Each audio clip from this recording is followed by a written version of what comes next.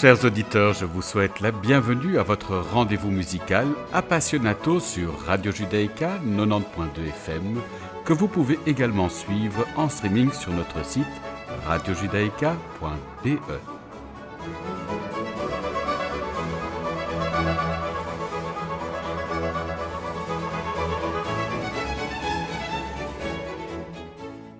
Nous avons l'immense plaisir d'accueillir aujourd'hui le violoniste Teddy Papavrami. Cette interview a été réalisée à distance.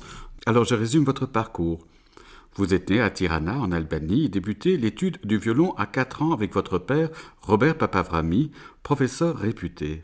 Enfant prodige, vous interprétez à 8 ans en public les airs bohémiens de Sarasate avec l'Orchestre Philharmonique de Tirana et à 11 ans le premier concerto de Paganini. En septembre 1982, à l'initiative du flûtiste Alain Marion, vous êtes invité en France en qualité de boursier du gouvernement français.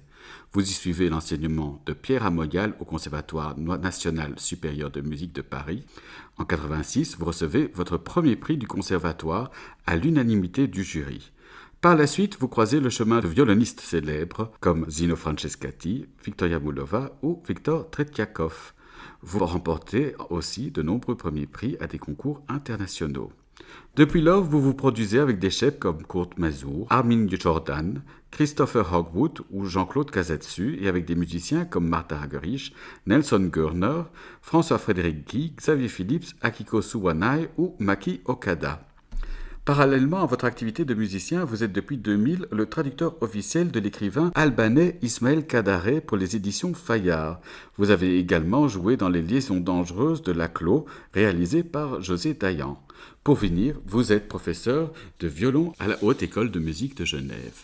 Je vous propose de débuter en vous écoutant dans le 24e caprice en la mineur de Niccolò Paganini.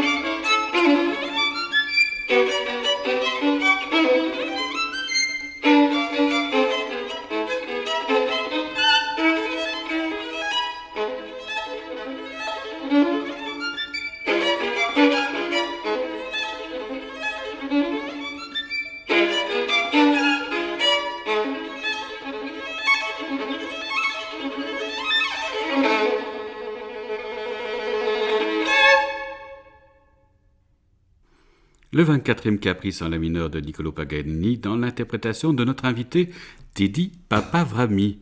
Dis-nous Teddy, est-ce facile d'être un enfant prodige? Je pense que si d'être un enfant prodige était un facteur de mieux-être psychique pour l'adulte futur, ça se saurait. Après, c'est vrai que j'en connais qui sont manifestement pas trop mal sortis, mais je ne pense pas que ça soit un facteur d'équilibre. Après, c'est vrai que je n'ai que ma propre expérience qui aurait pu être probablement mieux rentabilisée. Mais alors, comment avez-vous vécu votre arrivée en France? Mon arrivée en France a été vraiment un moment très difficile. Encore plus difficile par le fait que c'était considéré comme une chance extraordinaire. Et du coup, j'étais amené à ne absolument pas voir cette difficulté et ces moments et ce que ça avait de très choquant, douloureux. Un changement radical de mode de vie, de toute la structure de mon existence, et puis un saut dans le futur aussi, parce que je passais d'un pays qui était dans l'ère de l'industrialisation, quoi, enfin, quasiment plutôt au 19e siècle plutôt qu'au 20e, et puis là tout à coup j'arrivais dans les années 80 à Paris et ça n'avait rien à voir et c'était aussi très douloureux. Et puis bien évidemment, c'était aussi le fait d'être séparé de ma famille, de ma langue maternelle, de mes amis. Enfin, c'était une catastrophe, mais cachée sous cette apparente chance unique qui m'était offerte. Alors, vous vous êtes produit dans de nombreux concours internationaux, Rudolfo Lipitzer, la SACEM, le concours international Sarasate. Comment avez-vous vécu ces expériences? Les concours internationaux que j'ai passés, en fait, il s'agit surtout de Rodolfo Lipitzer et le concours international Sarasate, parce que la SACEM, c'était un prix honorifique, en gros. Donc ces deux concours-là, je les ai assez mal vécus, bien que les ayant remportés à la fin. Disons que ça accentuait ma tendance naturelle à douter de moi. Et c'était assez désagréable, en fait.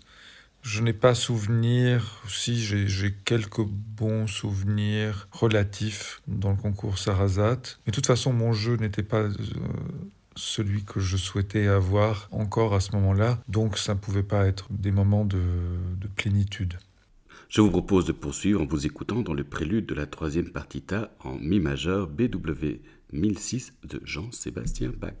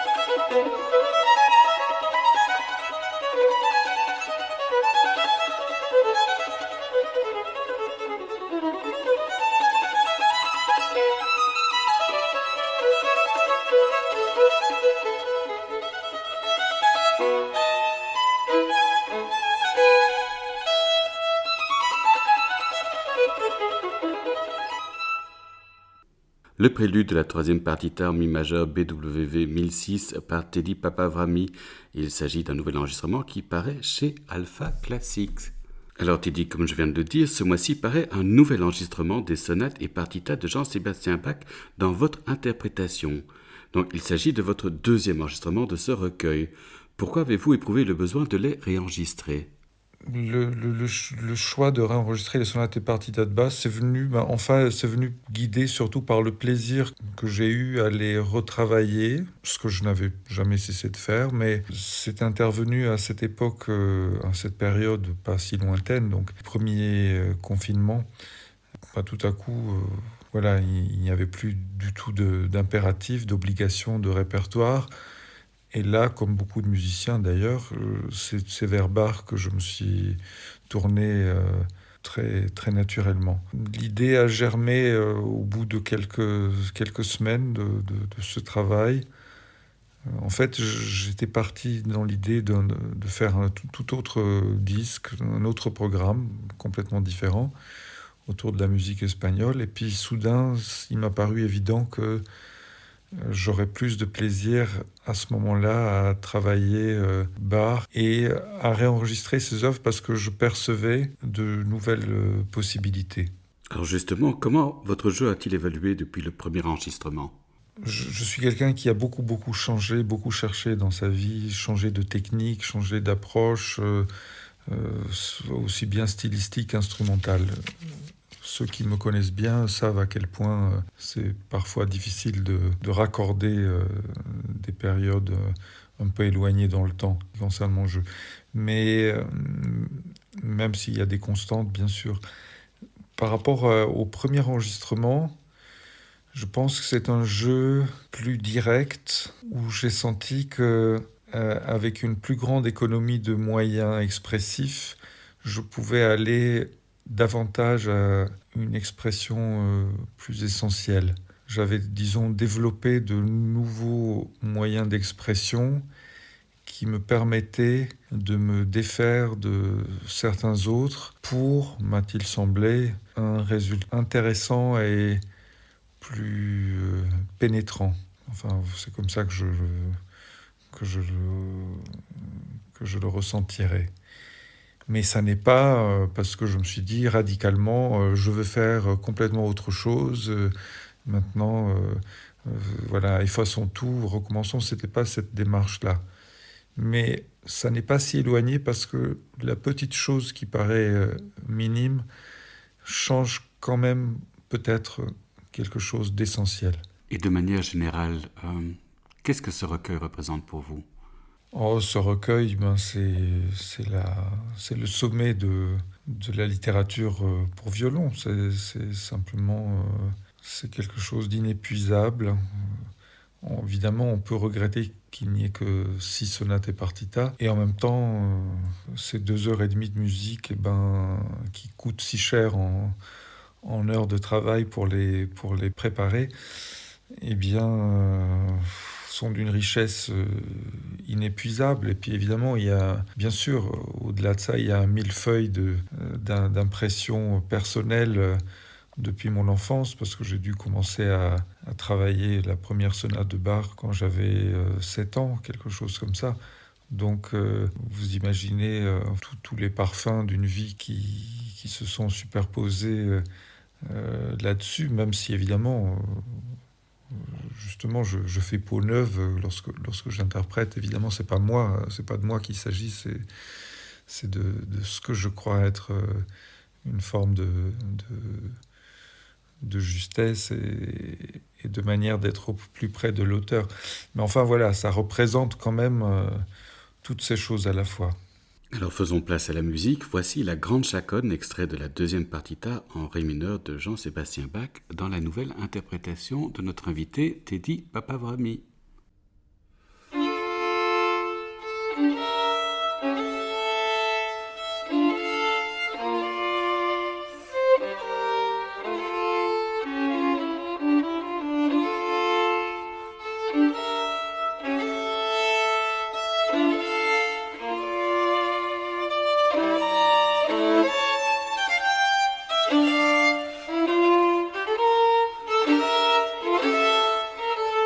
Thank you.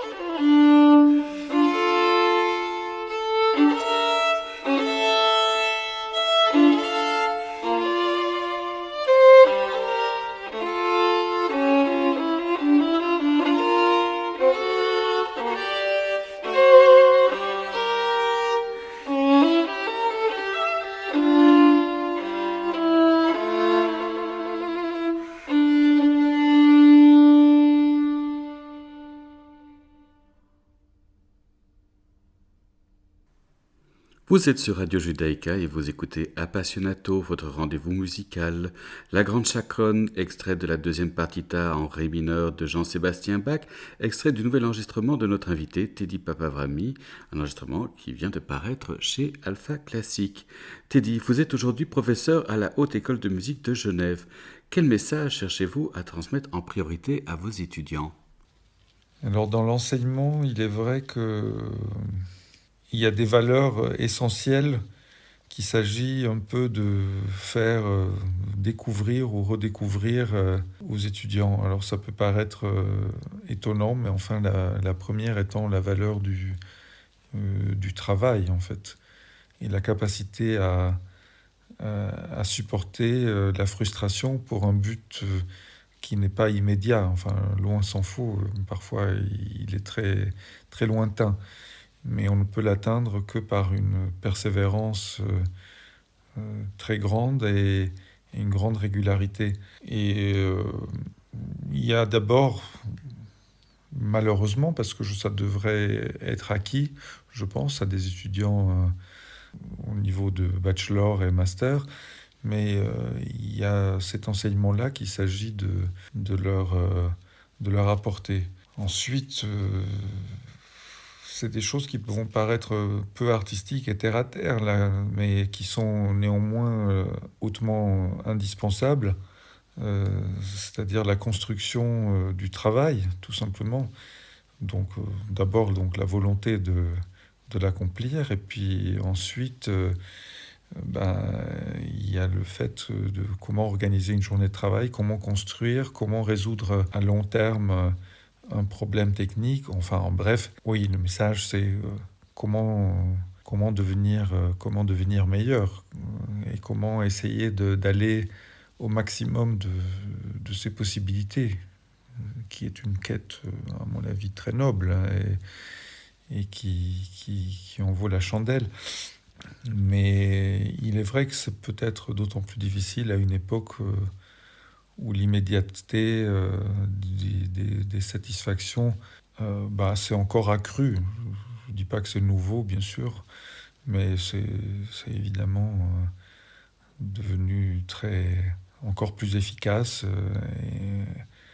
et c'est, je pense, encore plus difficile de nos jours de passer 4-5 heures sur son instrument concentré, à penser à Bach et à Brahms, alors qu'à chaque instant, on risque d'être interpellé par son smartphone et par je ne sais quoi d'autre. Ça n'est pas facile.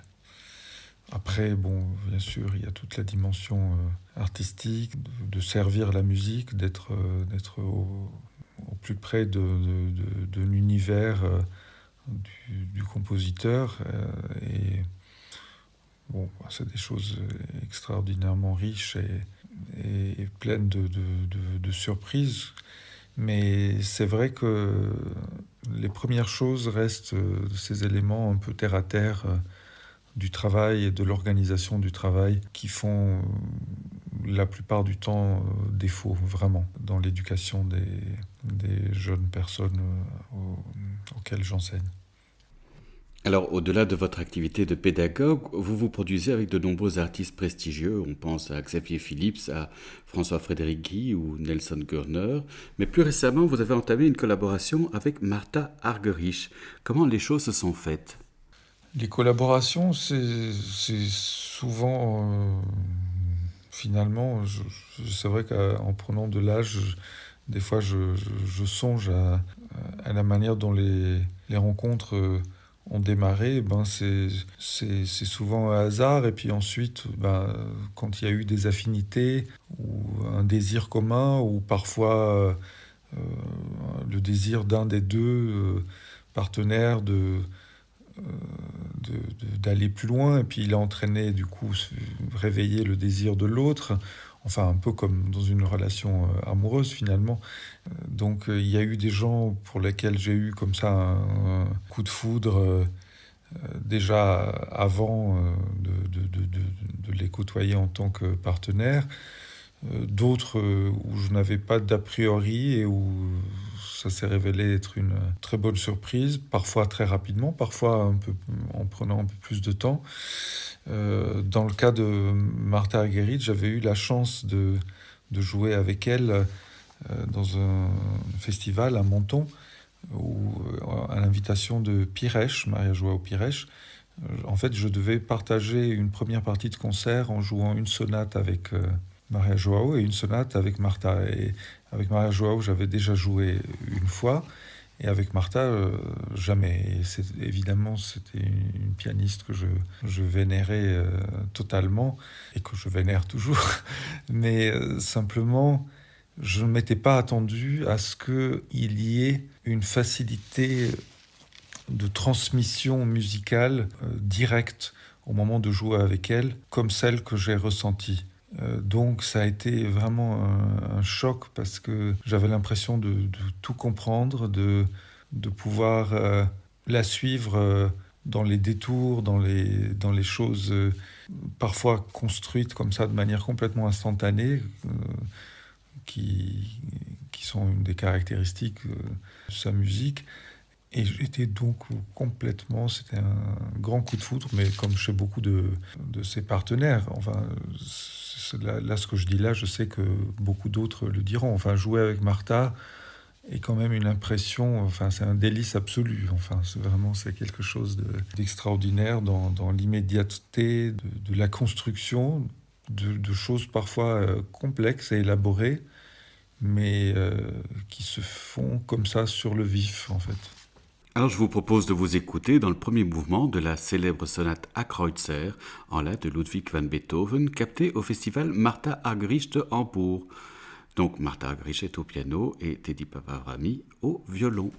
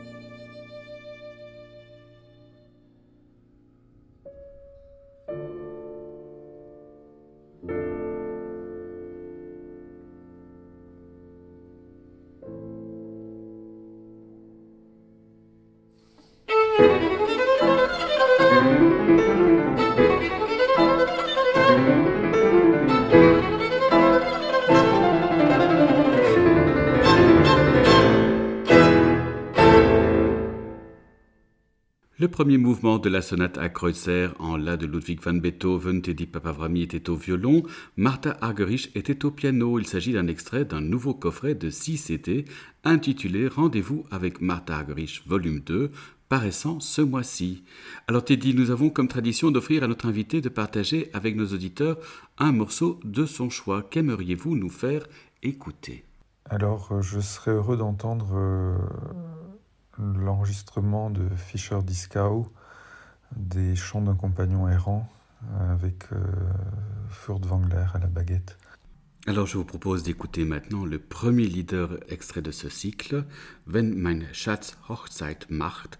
Dietrich Fischer-Dieskau est accompagné de Wilhelm Furtwängler à la tête de l'Orchestre Philharmonique de Vienne.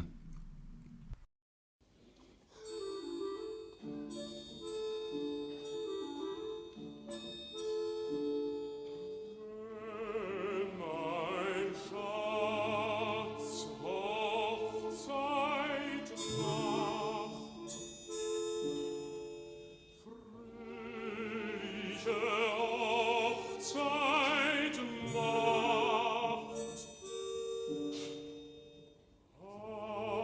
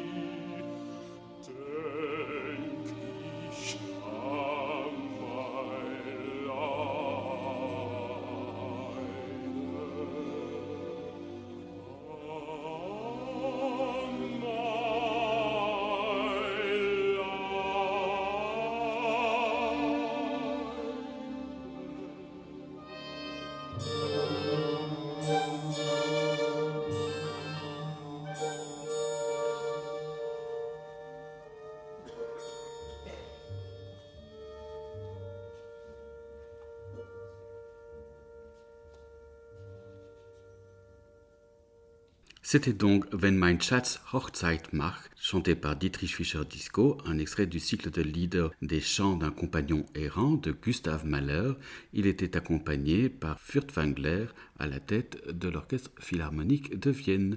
Il s'agissait du choix de notre invité, Teddy Papavrami. Votre émission de musique classique Appassionato touche ainsi à sa fin. Merci beaucoup Teddy Papavrami d'avoir accepté notre invitation. Merci à vous, c'était un plaisir. Merci à Carlos Amajoa d'avoir assuré la technique de cette émission. N'oubliez pas qu'Appassionato est diffusé sur les ondes et le site de Radio Judaïka les lundis à 13h, les jeudis à 14h et les dimanches à 9h. Merci chers auditeurs de nous avoir écoutés. À la semaine prochaine. D'ici là, portez-vous bien.